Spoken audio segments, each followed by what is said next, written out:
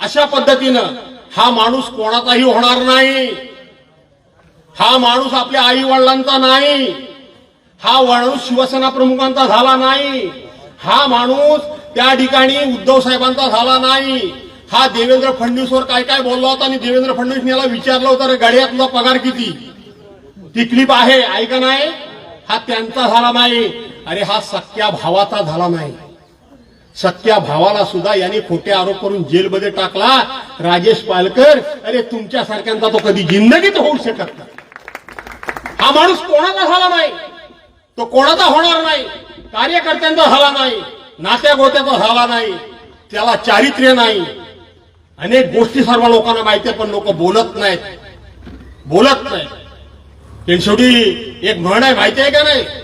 थोडं ह्या सभेत मी बोललो नाही पाहिजे, पण हरणारला लाज नसते, बघणारला असते, बरोबर ना?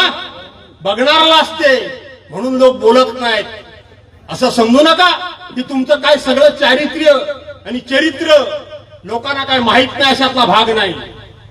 लोकांना सगळं माहिती आहे, आणि म्हणून अशा लोकांच्या बरोबर कशा करता गेलात तुम्ही?